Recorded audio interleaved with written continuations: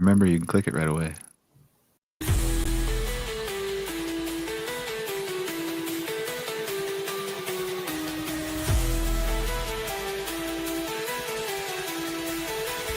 MC Fireside.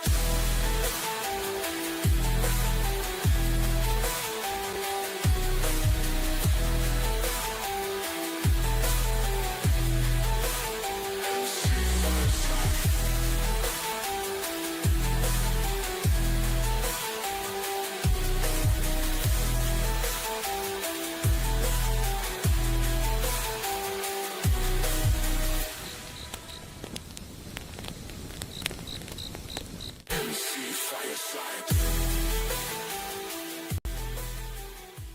Welcome, everybody, to another episode of MC Fireside Chats. My name is Brian Searl with Insider Perks and Modern Campground. Excited to welcome you back to one of those weird fifth weeks we have with no recurring guests. But we have three really great, amazing special guests who are going to make up for all that, right, guys? No pressure at all. But super excited to be here with you guys. Again, we've got a couple great people. I'm going to go around the room and let them introduce themselves in a second. But yeah, just super excited to be here. So who wants to start? Vicki, Martin, Laura? Who wants to go first? Who's the least shy person? I don't mind. Vicky raised her hand. She's all in. Let's go, Vicky. Hi, so I'm Vicky. I run Tracks and Cream Glamping, which is a geodesic dome glamping site in Somerset in the UK. So we've got 9 geodesic domes. We've got 6 glamping domes, and one of the glamping domes has got 3 domes kind of in one. And then we've got an event space as well that's a 10-meter geodesic dome. So we do a lot of retreats, we do weddings, we do hen parties, a lot of yoga and Pilates. So we are glamping, but we've got the event side of it as well. So we've got caterers and things like that. And we've been running for 9 years, and we started a YouTube channel back in 2020, kind of documenting all the crazy stuff that happens when you run a glamping site. So that's been really interesting, and we've spoken to loads of people all around the world about glamping. And so that kind of enabled me to get involved with ResNexus. So I'm the UK ambassador for ResNexus, which are property management software. Okay. So they sponsor our YouTube channel. And then also in the UK, I know you guys over in the US have got the American Glamping Association. Hey, now I'm in Canada. Let's not lump everybody into the US. Oh, okay. Okay, well, the US have the AGA. So we've just started the Glamping Industries Trade Association over for the UK. So I'm on the board of directors for the trade association. So I'm kind of heavily got myself into the glamping world, and I absolutely love it. Awesome. Well, excited to dive into some of that stuff for you. It is interesting. Like, we've talked about it on the show before, not necessarily on, with glamping people, but in all facets of the industry about glamping, just how it's had such a head start in the UK. It's been so far ahead of where the United States industry or the Canadian industry is right now. By leaps and bounds. So I think I still think there's so much. Obviously, we can learn from each other anyway, but just from you guys who have been through all the things that we're just now going through in North America, as we kind of get it under our belt. So excited to hear from that, and we'll have to check out the YouTube channel too, because that's always it's one of those things. I was doing this yesterday. I make these videos on LinkedIn where I talk about marketing, advertising, and because that's my bread and butter. We work for 500 different parks all around the world, and do that stuff for them. But I was talking to them about why I put out so much LinkedIn content or social media content in general. And the answer is, for me, is to train the AI algorithms, right? I don't care if I do want you to I do want you to comment, I do want you to share, of course, I do want to provide value to you, but I also want to teach LinkedIn's AI and X's AI and X's Twitter and Meta's AI and all that stuff, who I am, what I stand for, what I'm about. And I think from a property perspective, you're doing it from a flip side of how to teach people glamping, right? Which is important because that brands Vicki and all the things that you're doing, and side brands your property, right? But I think it's important for a lot of the property owners too to realize maybe X isn't your audience of typical people who would go camping or glamping, right? But if you train X's AI and then Grok can answer questions about you, that's just helpful, right? So check the box on Hootsuite or whatever and just send it there too. Yeah. Anyway, that was a little bit off topic, but it was just on the top of my head and you mentioned something. So let's go to Laura. Do we want to stick? Laura, you're in the UK too. Do we want to stick in the Uh, UK? Is it 7 o'clock for you guys? Yes, it is. Yeah, I was Okay, here cool. at 2, but then I realized you were on the East Coast. I'm in Calgary time, yeah, so I'm 2 hours behind East. Go 2 ahead, hours Laura. behind East. Okay. So I'm Laura. I've got my campsite's called Well Summer Camping. We started off 20 years ago with a really small, simple campsite. And within, I think, 2 years, we were moving into glamping. So we had started off with a few bell tents back then. And now we have, I have 8 bell tents up right now. I have 5 little wooden cabins. I have about 5 camping pitches, and I'm running a wedding this weekend. We've run a couple of retreats. I'm a lot into sort of nature and herbal medicine, and I try and keep things pretty real. That's a good place to be. I'm the same way. Like I eat straight organic food. Like I take a lot of supplements, use essential oils. Everybody thinks I'm crazy. But hey, I'm healthy and it works. And Yeah. I mean, I am still ugly. I haven't figured out the face thing yet, but I'm working on it. So, Martin, tell us a little about yourself, sir. Okay. So I am arriving to the hospitality industry, but by chance, because we love travel mainly. My background is a vet. I am a veterinarian. I was born in Argentina, moved to Italy. We lived in Italy 20 years, sales and marketing and corporate companies, and we because all our time and our dreams were related to travel. We say with my wife, when the children were in the university, why not to start a project like living in the jungle, like here in Costa Rica. So now we have a successful project that is Colina Secreta. It's a luxury glamping site here in the Caribbean side of Costa Rica at Puerto Viejo. Also, I own and manage, and we sell tents to the hospitality industry through Taylor Tents. And now we are working on a, let me say, entry-level project, glamping, that we call Glampea. Is something after the camping. And we have an amazing group of partners in Chile, in Argentina, and in Spain. So we want to launch this product as a business lab, and we are working very hard on that. Awesome. Well, thank you. Welcome from Costa Rica. Thank you. It's always one of those countries. It's on my list to visit, which was also fascinating to me. As I was looking through the guest list, I saw you got two people from UK. I'm from Canada. I'm an American, to be clear, migrated to Canada. And then Martin from Costa Rica. It just came across my mind. I was researching a trip we were going to go to Madeira, Portugal in September. And then we ended up, for some reason, wanted to take a shorter flight, not hop in, because my girlfriend is a respiratory therapist, didn't want to use our vacation. So we're going to go to Dublin because it's nonstop from Calgary. But in the course of this, like, I don't know if any of you guys like follow some of the obsessions that I have with AI and all that kind of stuff. But I'm very interested to see how AI, like, I use it to go in to ChatGPT and I say like, hey, you know enough about me from our conversation history. Help me figure out a really cool, interesting place that I would like to go. Now, it knows that I like glamping because I talk about it all the time, camping, stuff like that. I also stay in hotels. Like I've been to Slovenia, I've been to Iceland, but I haven't traveled extensively. But the typical pattern of behavior is the same, right? I like forested, hiking, nature, stop in a city for a day or two, whatever else. It fascinates me to see as we go forward into this world, and I don't want to talk about this extensively today, but it fascinates me to see how we go forward. Like if somebody says, I want to take a glamping trip to a really interesting location, what does the AI interpret that to mean? Will it recommend the UK because it's interesting? Will it recommend Costa Rica? Will it recommend somewhere else?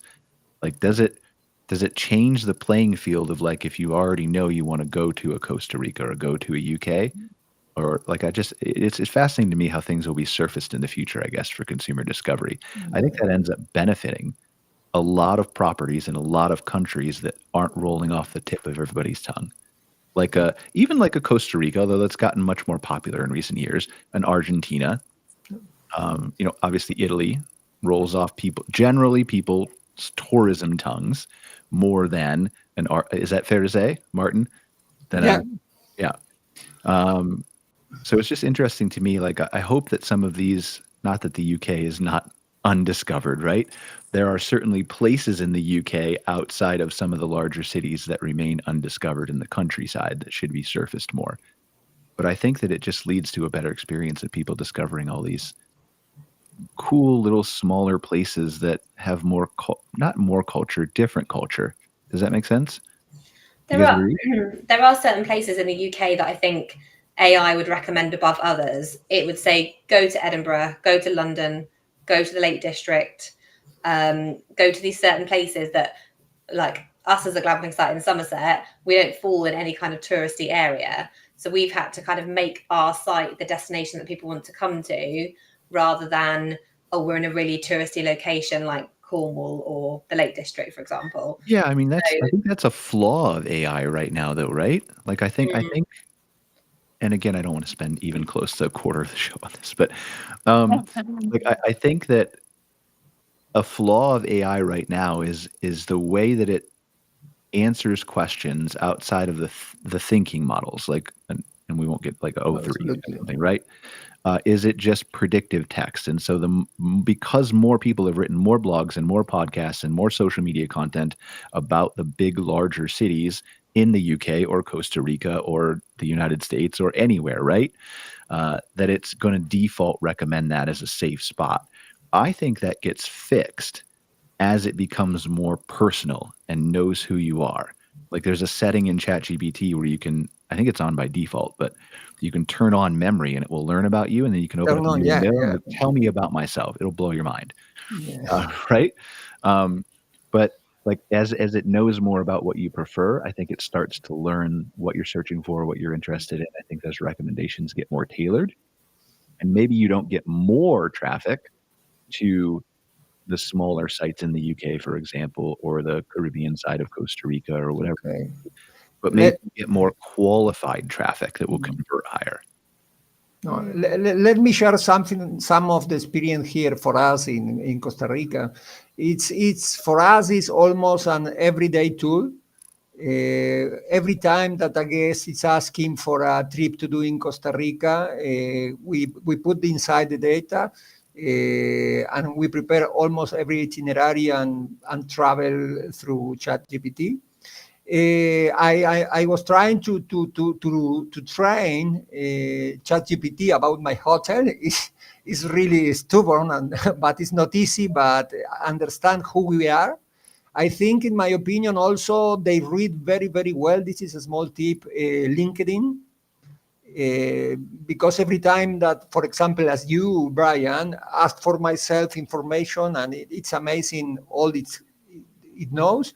The other second opportunity is to pay for ChatGPT, because you expand the memory, and I think that could be the future also for us. Imagine that we have more than 120 million research every day in AI.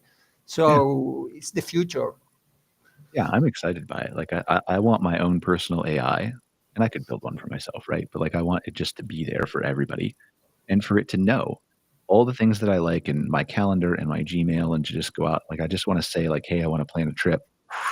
Just going to know my calendar and the availability and what I want to spend on flights and where I like to stay, and it's just going to pick the perfect place for me. And I've done that recently. That's how I landed on Madeira, for example, because I told it I liked Iceland and Slovenia. It was like, and I wanted somewhere warm this time. And so it landed on Madeira. But it's just interesting to me how some of that stuff works. All right, let's go to glamping. Laura, I want to start with you. I'm interested because maybe we'll work ourselves in chronological order here.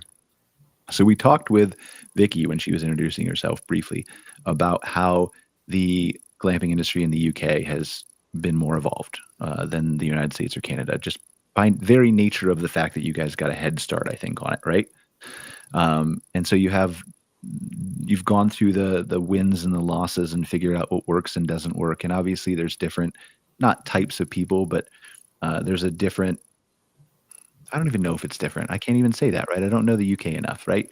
But there's a different maybe mindset when it comes to taking a holiday in the UK versus taking a vacation in the United States. Maybe there isn't. I don't know. But when you look at, you said you started yours 20 years ago, right? So we're looking Yeah. at 2005. Yeah, Glad. It's been a 2005. long time since high school math, so I just wanted to make sure I was waiting for confirmation of somebody to tell me that was correct. So 2005, like I'm interested in this because one, I want to understand what the glamping industry looked like in the UK back then, and the basics of like how did you get into it, how did you hear about it? Because that feels to me even early for the UK 20 years ago, and I don't know. Yeah. You can correct me and tell me I'm Yeah, wrong. we were, I would say we were pretty ahead of the game with it. I mean, not we, so when we first opened as interestingly though, my history in camping did originate in America. So my experience of camping was sort of, forest campsites, like with barbecues and, campfires and cooking outside. And so I think it was my personal experience that drove me to want to provide a little bit more for people on a Okay. campsite. And within the first couple of years, we had a lot of good reviews, and we got in some guidebooks and some newspapers. But in those first couple of years, I think we were up against maybe two or three other glamping sites in Kent that were starting to provide bell tents. And then it boomed, and now I think we're up against about 200 or 300 probably in Kent. A lot. So yeah, it was an explosion, but yeah, right back at the beginning, and then another and another, and I think after about 6 years, we started to we had to have our own bell tents made, because the market in bell tents was crazy as well. So we had to, and in order to get a decent bell tent, we started buying them from China, and we had a big stock and started selling them. So we had a good sort of, yeah, we had just had a good entry point, if you like, because we were into the tents. So we got decent tents early, where other people were really struggling with the quality of the tents, getting that side of it up. Yeah, I think we were a little bit ahead. It was a slow thing at first. It was the camping boom, the cool camping Yeah. boom, I think, that started in 2005. And yeah, we did. I think we got in early. But it is interesting how you got, like, you talked to your story briefly about how, like, you enjoyed camping regardless of where it was in the United States, anywhere else. Like, you had that love of the camping and the outdoors, and that led you to your business. And we talk a lot on this show about, many of the owners in the United States and Canada, I'm sure all over the world, right, are saying, I want to get people in the experience of camping, let them enjoy not glamping yet, but even tent camping. And then the whole goal for, I think, better part of 20, 30, 40 years here in the United States and Canada has been, well, our goal is to get them into camping so that then they buy an RV. And then they're not necessarily real campers, right? But they're more likely to come to my private campground with an RV. And so then we've got them into the real lifestyle. They're committed. They've purchased the RV. But I think oftentimes, Yeah, 100%. and that's a critical component of it, right? But I think oftentimes we miss that. We really just want them to have a love of the outdoors and nature, period. Like, because we offer tent camping at a lot of campgrounds. We have RVing, we have cabins, we have new glamping accommodations that are popping up now. And we just want to foster that love of the outdoors. And that can lead, like, who knows where that leads? That maybe leads to somebody who buys an RV. That maybe leads to somebody who takes their family glamping every summer. But maybe it leads to somebody like you who starts a business who then fosters like 150 more people every week or month who love the outdoors, right? So I think that's interesting to me, how we kind of get there. And maybe our perspectives need to broaden a little bit about how important just the aspect of the outdoors and enjoying that is. Do you agree? Yeah. So Yeah. Us on our campground, so we've moved to cabins. So I'm still immersing them properly in the outdoors and the sort of the camping, the outdoor feel. Yeah, and there's just so much to love about it. So walk me through like starting this business. So you start this business in 2005, which I would say, and well, I don't know. You tell me. Is it harder to start a business in 2005 pre what we come to know as the social media boom, which really started 2011, 12-ish, right, for businesses on Facebook? Is it easier to start it pre that boom without all the reach, but because you don't have as much competition and it's easier to advertise through your traditional means like mail, postcards, stuff like that? Or is it harder? And like if you could go back, you would want social media.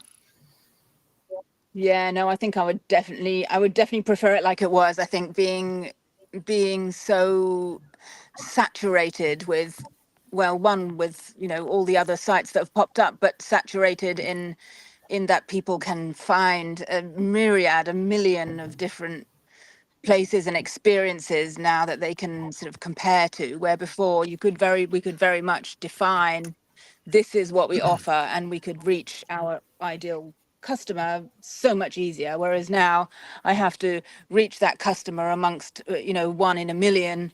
Yeah, I definitely would prefer the traditional means of getting in a few decent reviews and newspapers. It was a lot easier back Well, so then. walk us through. I'm curious, like, because it's been like a long time, right? We say time moves so quickly. 20 years is not really that long.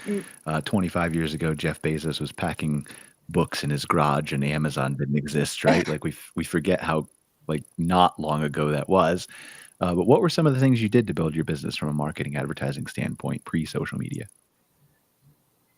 Well, it's never really been my strong point. I think in the beginning, I think I focused a lot on the brand. We were really we were really at the beginning of having a decent website even back then. Yeah. So I did focus a lot on the brand and the website. I wasn't very strong in SEO. It was mainly the guidebooks. So, I was winging it really. Well, we're all I winging didn't, it. I'm the still winging guidebooks, it. they came to us. The new, the newspapers came to us. I think it was just being able to express a brand and a lifestyle and an image of what I wanted it to be and to look like. And I think that's really where I got it started properly, because I was really focused on having it the way I wanted it to look and the way I wanted it to be seen. And it wasn't until, I don't know, 5 or 6 years later, we got on a few listing sites. But I've never paid for any advertising. Never paid for any advertising. Well, and I think that's the reason I Um, ask you that question, right? Is because I think that you're probably a better marketer than you give yourself credit for. Like certainly you've learned over the last 20 years a lot, right? Back then, you were probably, by your own admittance, right? You said maybe this wasn't one of your strong suits, but I think that some of what you're saying holds true today, even on social media, as people look to market their parks on in the noise, as you described, rightfully so, completely true. Like it's hard to stand out. But I think it's hard to stand out because everybody's trying to copy everybody else. Everybody's trying to do the thing that will please the algorithm, that will get them the most reach, instead of putting on their brand face and showing exactly how they want their property to be envisioned and who they want to reach and who they're for. And that brand story, not for all people, but for some people, gets lost in the effort to just chase as much reach as you possibly can. So I think it's interesting that like by stepping back, we can kind of maybe see like maybe there's a path forward here too. yeah.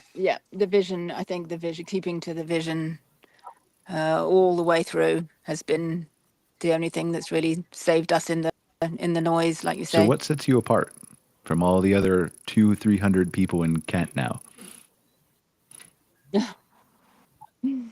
Um, And we do have you can I share don't know, you we're can share the quirky and website. a bit Sorry, I kind have of the website pulled arty up. We'll share it while you're looking. We can look through pictures. Yeah. and cool.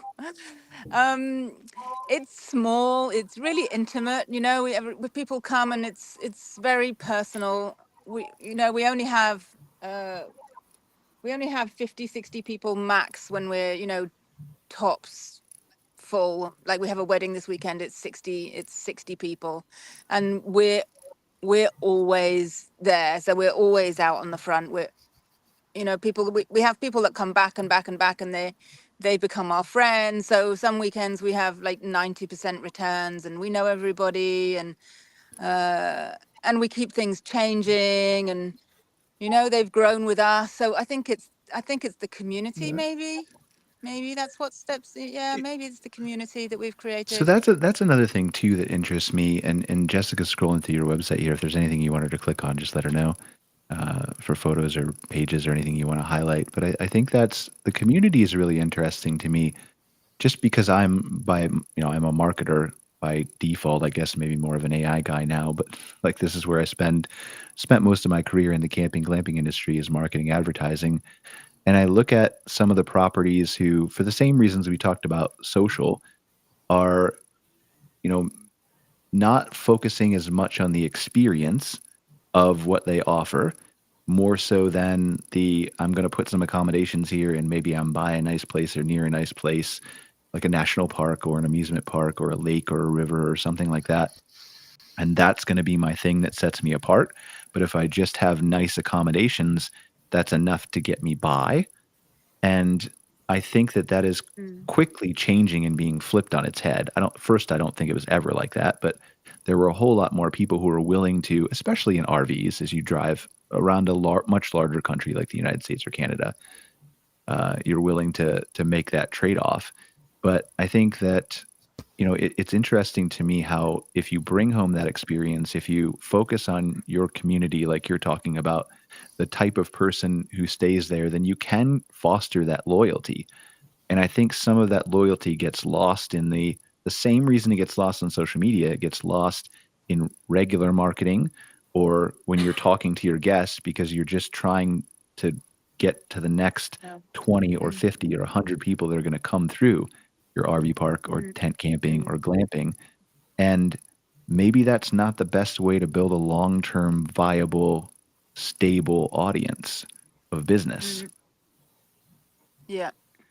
What do you think? Yeah, I think that is what, you know, has created the sustainability for us, because we have, like, you've just gone past the kids there. So that little boy is now, that we just saw up there. Where is he? There he is.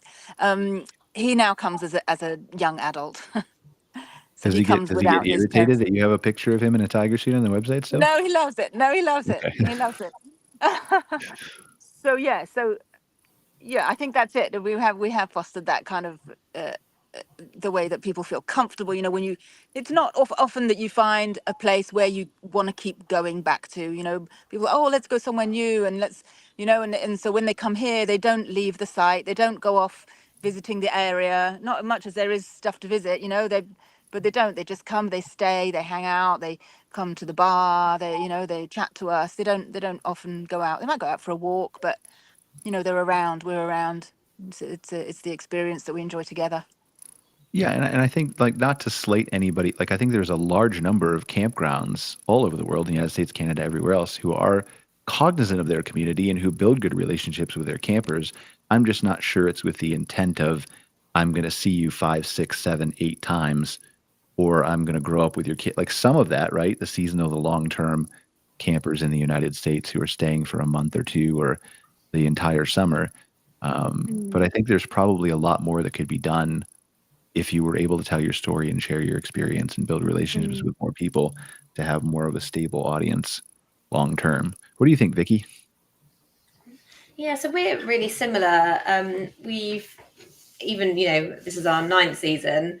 We've still seen children grow up with the site, and like a huge part of running a glamping site is customer service, isn't it? It's hospitality, you're customer facing, and I think there are a lot of places that don't give any kind of personal touch. And I've spoken to a lot of different site owners about this sort of thing, about, you know, they're like, oh, guests don't want to see us. They just want to have the key left and they don't want to be disturbed. And, it's their holiday.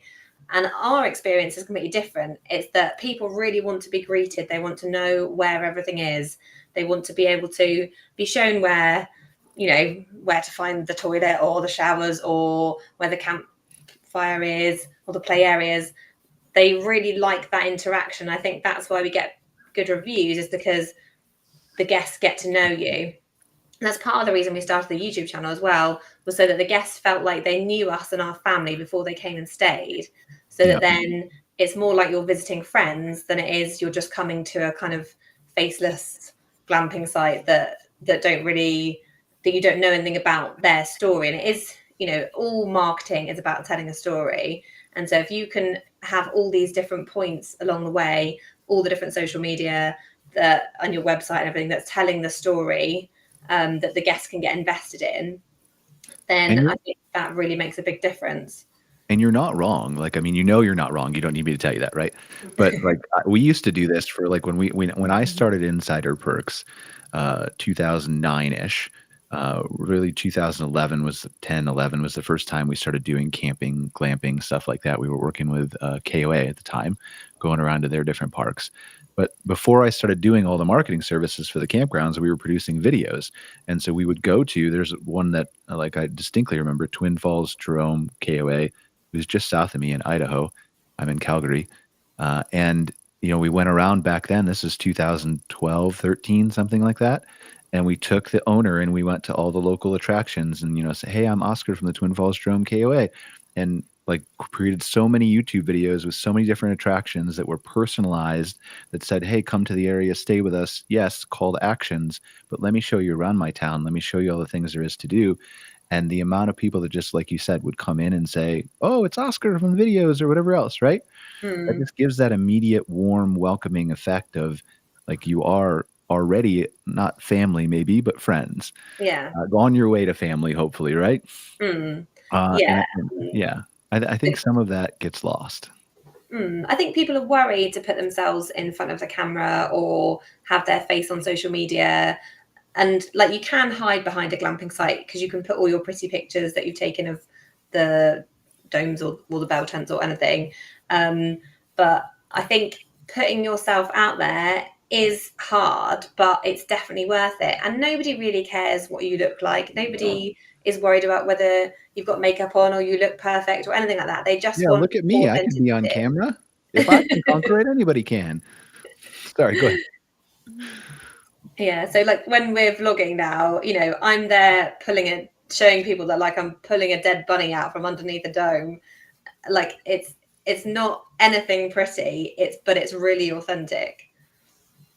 I bet you could build a niche audience for people who would want to actually see if there is a dead body under there if you need to, remember. There's niche audiences for everybody. I'm just saying, there is. I'm not saying you should chase them or it's good business. I'm just saying there's a niche audience for everything. Why do you think there's a perception out there, and maybe there isn't as big in the UK as there is over here in North America? Why do you think there's a perception that guests don't want to interact with the staff? I don't know. I can't get my head around it. And it all stemmed from our first ever glamping trip. So we thought, we might start a glamping site. We better go and actually do some glamping, otherwise we're not going to have a clue what we're doing. So we went and stayed in a yurt. I was really heavily pregnant. And we arrived, there wasn't anybody to tell us where to go. We kind of just followed a sign, found the yurt, the key was in the door. There was no toilet or anything there. And being heavily pregnant, that's the first thing you want to know is where's the toilet. So I went to try and find somebody and they're like, oh yeah, it's just up there. And it was just miles away. And so that whole experience was like, oh my goodness, if we're going to do this, I want to be greeting the people as soon as they arrive, show them absolutely everything they need to see, be sending out information. Like we've got the Touch Day digital guide. So we send them out. We didn't do that 10 years ago, but we send them out a digital guidebook so they can have a look beforehand as to, what there is and where everything is. We've got a virtual tour so people can watch the whole thing. And sometimes I'm showing people around. They're like, oh yeah, we saw that on the tour. So I'm kind of doubly doing it. But at least, when you're doing it in person, then they really get to know the site and you as a person as well. And you can have really lovely chats. And, I've spent, the other thing is sitting around a campfire with people. That is the time when people tell you, oh, it'd be really good if we could have this, or these are different ways of improving. But I haven't got to grips with why lots of sites, I don't know whether it's come from the kind of short-term vacation rental market where you're a proper cottage or a house and there's a key safe and you don't check anybody in, it's all just ready for you. So I wonder whether that's kind of, that kind of traditional vacation rental, it then went to glamping, and people had this idea that you don't need to check people in, they can just do it all themselves and you don't need to talk to anybody. Well, it's easier. It's easier, right? Much easier. Not do, yeah. I wonder if it would be interesting to see. I don't know if there's a way we could study this and get the data. I'll have to pick Scott Barr's brain. He does the KOA North American Camping Reports, and we do a lot of data work together. But it would be interesting to see if it's the type of conversations that people are used to having. And I think that varies not just by country, but by location and type of resort and what you're offering and all those kinds of things, and what your goals are and what your brand is and all that. But I wonder if the perception came from just the,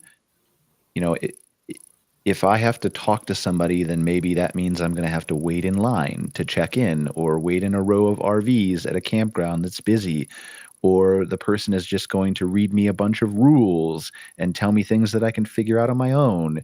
And so I think if there was a larger perception of value being given, or personality being given, or, hey, look, there's this little quaint little pizza shop around the corner that serves great coffee in the morning that you never would have known before, right? You should definitely go there and sit at the picnic tables by the roadside and have your coffee in the morning. Like that kind of useful stuff. I think if people were more accustomed to getting that, I think the perception of that flips, because more people start to want that. Does that make sense? Or articulate that they want that. Yeah, definitely. And I appreciate it. We've only got the 7 accommodation structures to check people in, and sometimes everyone does arrive at 3:30, and then I'll have another member of staff on to then do that same check-in process, so that we do it for every single guest. We've had guests arrive at 1:15 in the morning, and we've still got up and checked them in, because especially in the dark, I can't have somebody trying to figure out where to go or what to do in the middle of the night in the dark. So I appreciate it must be harder when you've got big RV parks and more than, say, 10 structures.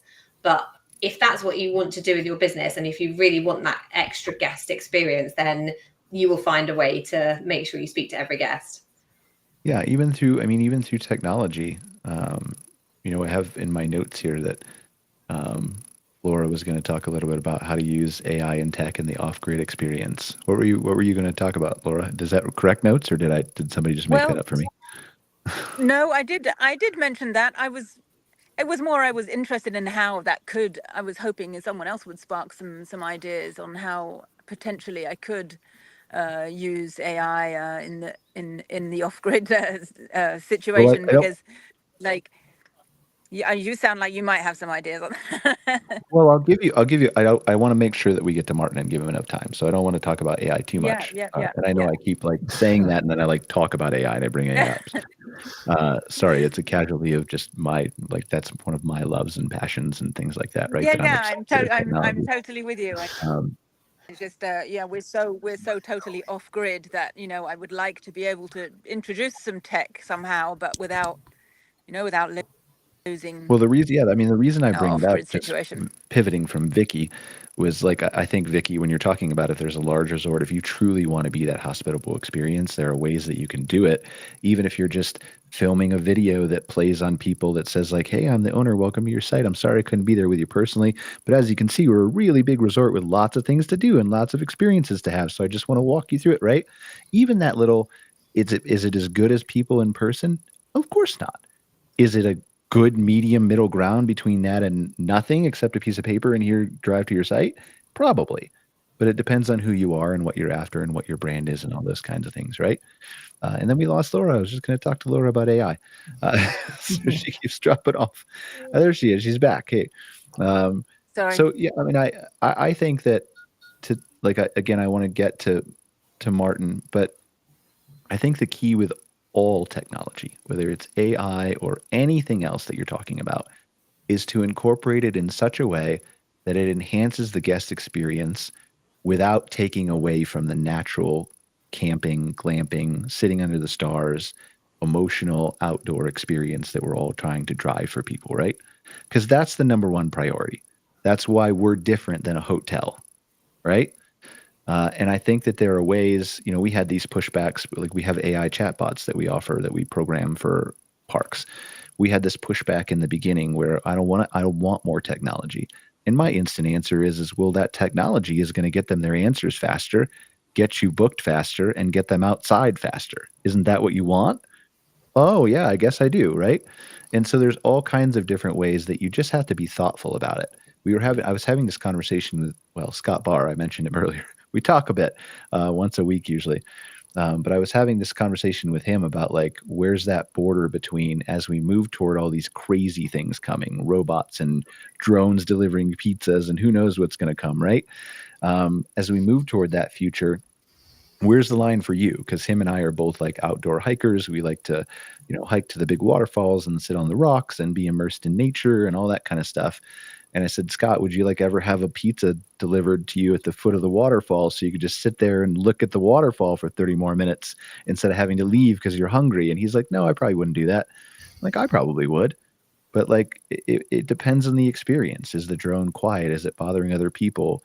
Does that then encourage like 50 other people who don't clean up after themselves to leave a bunch of trash there? So I don't know. Like, I think it requires much more thought and pontification and use case analysis of every individual thing. But there are for sure ways that you can use AI and tech to enhance the experience, I think, without taking away from what we're all trying to provide, which is a little disconnection, I think, right?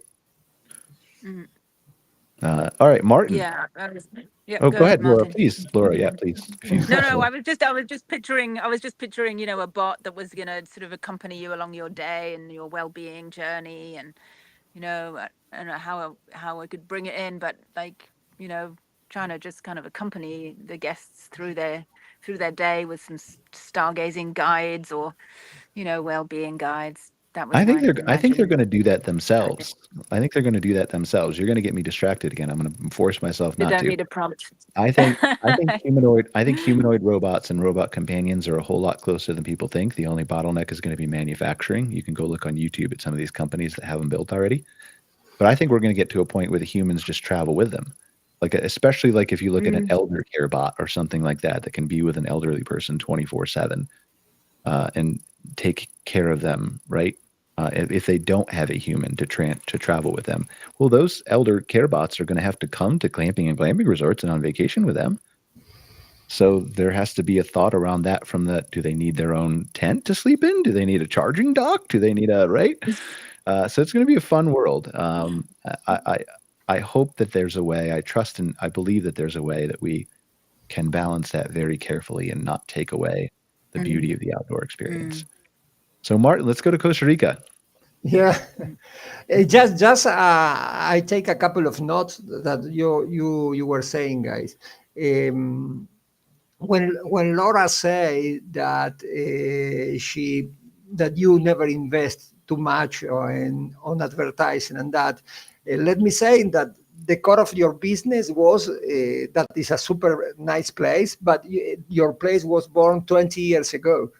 I think that if you don't have a huge base of customers that follow you today, it's very much complicated and difficult. That's why when Brian asked, how do you feel about it was different to run a business 20 years ago or now? I think that it's mandatory today. That is my take. Yeah, it absolutely is. Yeah, it's dangerous to not go with it. Sorry, I didn't hear what you said, Laura. Build with it? To not go with the to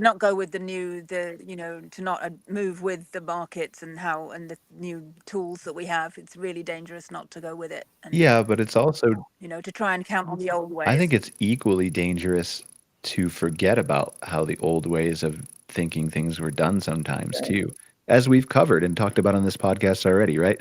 I think it's dangerous to lose that personal connection with your guests because then that, by its very nature, is one less reason for them to be loyal to you.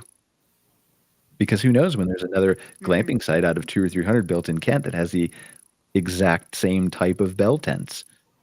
And then, but if they know Laura and they've been coming to Laura and they used to be a kid and she won't take down the picture on the website of them in tiger costume, then they're like, all right, well, we'll come see Laura. Maybe that's one more chance to get him to take down that picture of me in the tiger costume on the website that she thinks I love.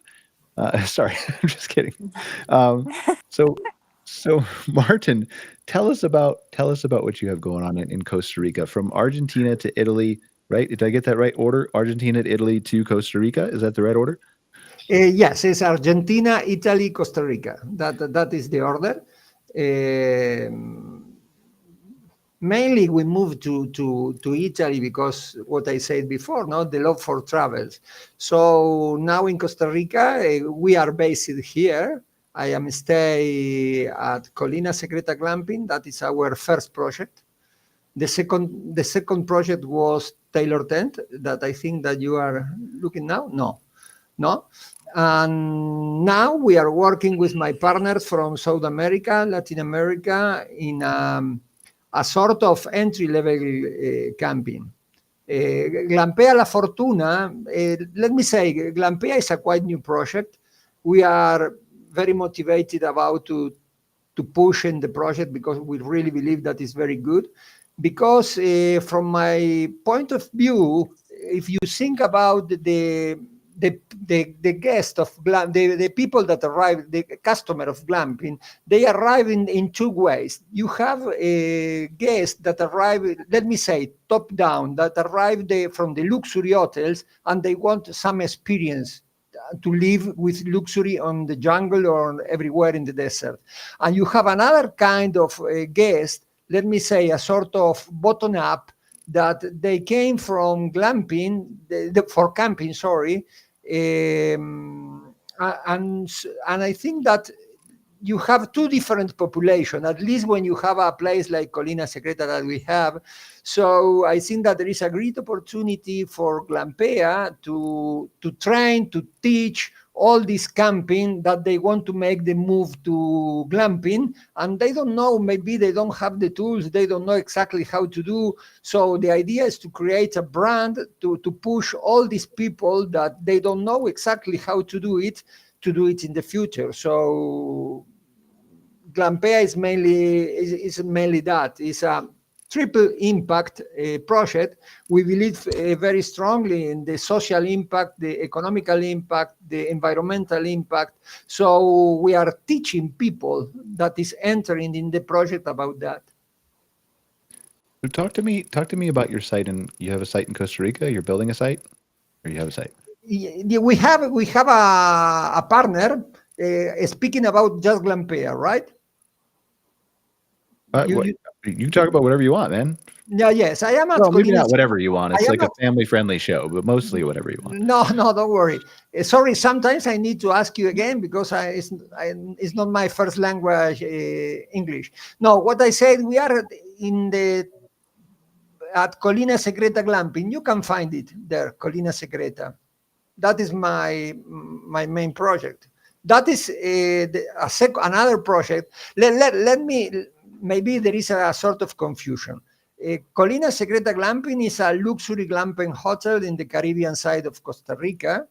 And Glampea is an entry-level glamping project that was born with the idea to help camping owners to enter in the business. Because I think that we can help on that. Also, with the team of the guys of Glampea, we work also as advisor, as an advertising agency. So this is our first one in Costa Rica, Glampea La Fortuna. That are the bell tents that I remember that some of you girls say about the quality. These are super nice, a strong work to find the right suppliers in China. That is part of my work on Taylor Tent. That is my other business. So very busy time. If there's another website you want us to show, please send it in the chat. That's just all I had looked up before the show. So you can send it in the private chat if you want us to pull it up. But I'm curious, and I think it's different in the UK probably, but I'm curious to hear all of your guys' thoughts because I don't really know. But especially in Costa Rica, I think this is my question. We've had a lot of conversations recently with owners as the economy has changed a little bit in the United States and we all have our opinions on where it's going or not going. We're really globally with inflation, right? But there's been a lot of behavioral shifts in the United States over the last few years to people not buying as big of rigs, to buying, smaller vans and Class A's or Class C's that have, typically been more popular in, I think, Europe. And there have been a shift from maybe some of the parks this year, especially who are marketing to more transient people, to those who are staying a little bit longer term because that demographic has kind of switched. I'm curious, as we see some of these parks in the United States switch toward maybe attracting more locals who are coming out for the weekend or want to stay a couple months, or who, Yeah. in the Northeast near Boston or New York are living in these areas versus traveling cross country. Do you see the same in Costa Rica, or is it mostly foreigners who are traveling to Costa Rica to stay in? Yes, to give you an idea, we have more than 80% of our guests at Colina Secreta than arrive from Europe and USA. That is our main activity. Later, we have another 20% that is local people, Costa Rican people, that normally camping is not that frequent here in Costa Rica. I don't know why. Maybe the weather, the rain, So we are receiving people that they arrive from luxury hotels, on very nice hotels, that they want to have an experience in the jungle. That way we have a lot. They are so important for us because we have clear seasons separated. So Costa Rican people is all year long here, and we are working also with them. We don't forget them. We need to make targeted campaigns for them because it's a different population, it's different people, different language. But I think it's very important. But I've been in UK many times, and we don't have a camping or glamping movement so strong that in UK. No. Is it similar over in the UK? Is it mostly locals you guys are attracting at your properties, or? Yeah, I would say that 80% of people come from within an hour's drive. And I can probably count on one hand how many foreign visitors we'd had to our site.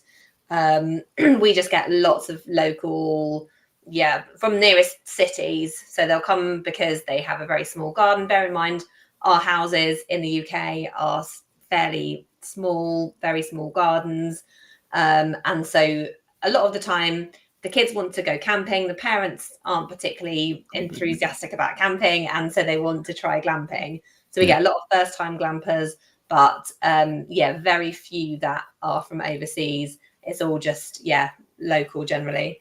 No, recognizing it's absolutely different. Imagine that is what I said before, is people that came from the base, from camping, a sort of bottom up, and it's people locally. That's why it's sometimes complicated to aggregate data of number of glamping everywhere, because it's so important to understand who is your customer, from where your customer, your guest is arriving, and that's all. Just a little bit more to what you said, Brian, that glamping is different to hotel, right? Before. In my opinion, we as glamping owners, we need to offer much more than a tent and a bed. We are creating experience, so it's so important to manage our, let me say, providers, our external stakeholders, these people that is so important for us. So we make a strong work also to choose the right people that will offer the experiences, let me say, tour operators, rafting, surf classes, cooking lessons, and so on. Because it's more than universe, glamping, much more than a hotel. I am agree. Yeah, and I think there's ways to do that. Like there's a common argument that's not incorrect, but incomplete, I think, that once you get to a certain size, like in Vicky's size, I think you said you had 9 locations or 7? 7? 7, yeah. Yeah, 7. Like I think there's a common refrain that's not incorrect, like I said, of like it's much easier to show 7 people all the hospitality and all the personalization and get to know them than it is 400 or 1,000 or whatever, right? And that's not wrong, but it's also incomplete for the reasons that we talked about technology, but also just for the idea that like this has been done already. Like you can't say it's impossible if somebody's already done it. And if you look at a luxury hotel resort, that yes, maybe they have more staff, but you should be able to have more staff at 400 or 1,000 sites too, right? Maybe not as much because they're charging a little bit more at a hotel or resort. Maybe you're underpricing yourself. But like I think at that point, then Yeah. there's clear evidence that they can curate those activities, they can curate those experiences, they can make that memorable stuff. I used to stay before IHG Intercontinental Hotels ruined my beloved Kimpton brand. I used to stay at Kimpton everywhere, and every hotel was different. They only had 60 of them, but they had 60 and they were still able to accomplish that. There's very few campground glamping brands that have more than 60 locations as it stands today in 2025. Yeah. So I think it's possible, is what I'm trying to say. I think there's more thought and more care that needs to go into it. And again, like I just think that some of that has gotten lost in the name of, and maybe not as much. And I keep saying maybe not as much in the UK. I don't know. It's just one of those things that rolls off my tongue, I guess. But it feels like it started to change here in the US more when some, and there are great investment companies that do not do this, but some of the investment companies came in and it became a little bit more about the dollar than it was used to. And it's hard to quantify a margin on greeting your guests. Like it is there. We all know it's there, but it's hard to quantify it on a spreadsheet, right? So I don't know. Hopefully the whole industry can go back toward the Vickies and the Lauras and the Martins. I must add, in the winter we only run our cabins in the winter, so and we do a lot of self check-ins.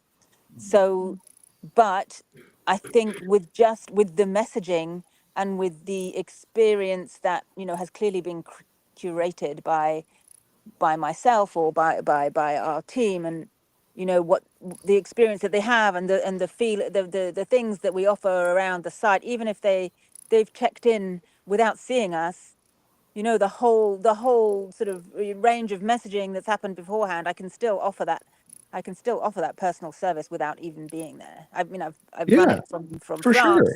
and and I've got 5 people in cabins, and they're all like, "Oh, Laura's a great host," but I wasn't even there.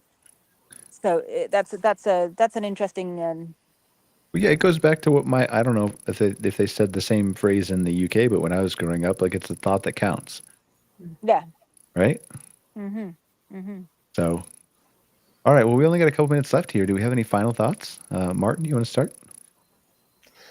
For example, we have a challenge with Glampea because how to manage winter time, the cold, what the people said, what is the feeling. Your guests arrive also in winter. Which is the occupancy rate, summer, winter? I am curious to understand and to have a chat on that. Very brief, if you want it. Vicki, Laura. You have any thoughts? Do you run in winter, Vicki? No, we close in the winter, so we go through to kind of mid-October and then reopen for Easter. So lots of reasons. We are on the Somerset level, so it is just mud basically in the winter. So we kind of prioritize guest experience over, we could open and we could make some more money, but I would hate to put someone in a position where they just hated the experience because they were muddy and cold and wet. Okay. So we just close and then reopen for Easter. And it's harder closing because you have to shut the whole site down. You have to drain all the water system so that nothing freezes. You kind of lose momentum with the marketing. So you really have to kind of keep on top of it. But it's, for our site particularly, it's the best for the guests. Laura? For us, it was a big bonus being able to run through winter. It just wasn't enough for us we're small enough that running just in the summer wasn't quite enough. But yeah, we've learned to embrace that mud and the rain, and we tuck people into their cabins with their log burners, and it is a difficult balance to make sure they have a nice experience even in the wet and the rain and the mud. Isn't the stereotype of the UK the same as Vancouver in Canada? It just rains and it's muddy all the time? Yeah. Yeah, Pretty pretty much. much. So you just have the cold in the winter then, Vicky. There's just one thing that you got to worry about. Yeah, is Yeah, there but even nothing better Martin? than Why a are log you fire in asking? the. Why are you So asking, Martin? Is there winter in Costa Rica? Isn't it no, just no. warm? The point is that I have not just Colina Secreta. We are building this business lab that is Glampea. Glampea, it means after camping. So we are making them the possibility to have access to very nice tents, bell tents, to have some support in advertising, in technology processes, and so on. And we are going to open some at least 3 or 4 glamping sites in Argentina, and Chile, Okay. and we had a very strong winter. So the idea is always you have to think about and to balance. It's convenience to close winter, or if we want to have more earnings, we have to take it winter open. So it depends of the place, depends of your latitude in Argentina or Chile or Peru.